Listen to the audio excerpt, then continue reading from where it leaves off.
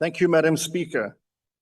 This immigration amendment bill addresses defects in our immigration law that were declared unconstitutional in the 2017 Lawyers for Human Rights versus Minister of Home Affairs and others case. The bill intends to amend the constitutional defects of Section 34(1) of the Immigration Act of 2002, which prescribes the procedures for detention of an illegal foreigner before deportation. The bill aligns our immigration system with the Constitution, while giving the state stronger tools to enforce the law against illegal immigration. One of the most important aspects of this bill is the introduction of a clear interests of justice standard when dealing with the arrest and detention of illegal foreigners. Previously,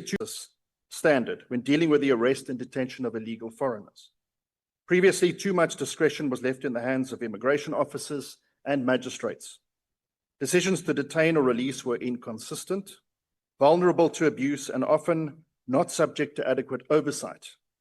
That created two dangers. First, the risk of arbitrary detention, which the courts could not tolerate. And second, the risk of arbitrary release, which undermined the immigration enforcement and public confidence.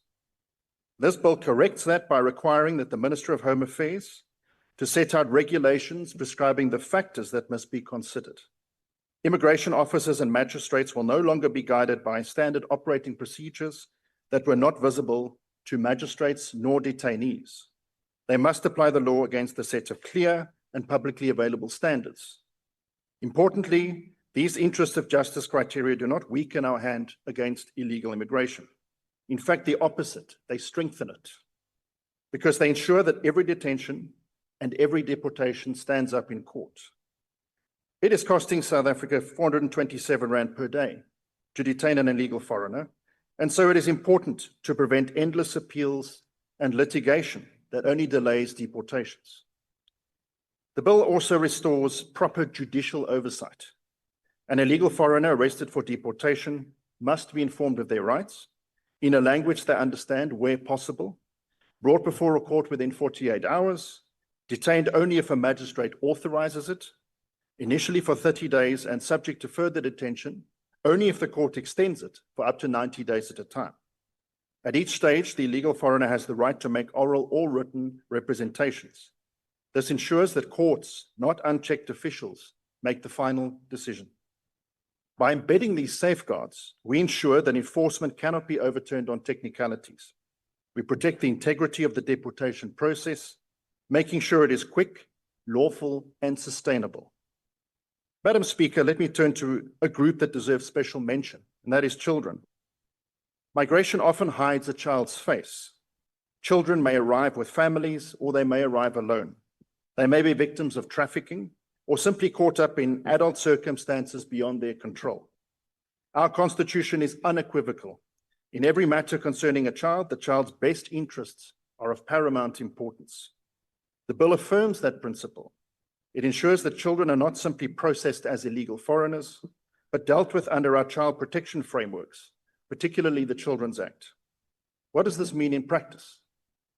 It means a child cannot be detained for immigration purposes except as a last resort, and only under judicial supervision. It means children must be referred to the appropriate child protection authorities, not locked up in facilities designed for adults. It means the Department of Home Affairs must cooperate with social services, the police, and the courts to ensure that children's safety and welfare comes first. We welcome the assurance from the State Law Advisor and the Department that these protections are already being embedded in law and in practice. But vigilance is key. We cannot allow the rights of children to be lost in the shadows of immigration enforcement. And we also reiterate our call for the Portfolio Committee on Home Affairs to engage with the Department of Social Services on how they process the children of illegal foreigners, but also how they assist South African children in accessing their rightful documentation so that we defeat statelessness and ensure that each and every South African child enjoys the dignity of an identity and access to opportunity. House Chair, for far too long, undocumented foreigners have been able to enter and exit South Africa at will. And this bill is another step towards stronger implementation of the rule of law. This means being firm in enforcing the law unapologetically and firm in upholding the Constitution. Illegal immigration is not a minor inconvenience. It threatens our sovereignty, places heavy pressure on public services, undercuts employment for South Africans, and creates fertile ground for criminal syndicates. This is why the Department of Home Affairs, together with the Border Management Authority, has intensified enforcement efforts under the leadership of Minister Leon Schreiber. The progress in just over a year has been remarkable. In 24-25, 51,000 illegal immigrants were deported. That is an 18% increase on the previous year, the highest figure in at least 5 years, and that number is greater than the combined deportations of France and Germany in the same period.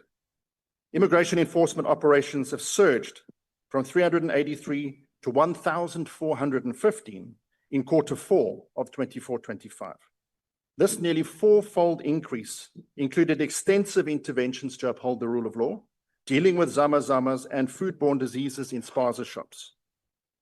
This increase in internal enforcement follows a 215% increase in the successful prevention of illegal border crossings in the 24-25 festive season, and a 63% increase in the successful prevention of illegal border crossings over the Easter period.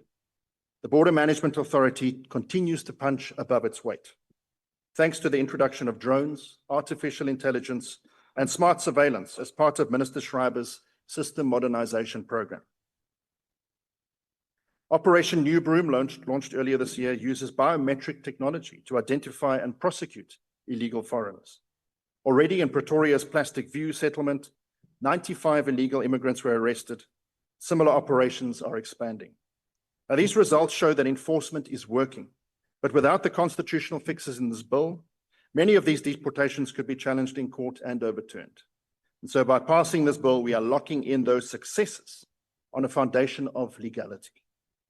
Madam Speaker, the people of South Africa are rightly demanding action. They want to see their government take control of immigration, protect our borders, and uphold the law. This bill does exactly that. It ensures that immigration enforcement is constitutional, it protects the rights of children, it equips our officers and courts with the tools they need to deport illegal foreigners swiftly and lawfully. The Democratic Alliance supports this bill because in South Africa we believe that the rule of law is non-negotiable, that children must be protected and that illegal immigration must be confronted head-on so that we are not denied the benefits of lawful tourism into South Africa that will help grow the economy and create jobs. Thank you, Madam Speaker.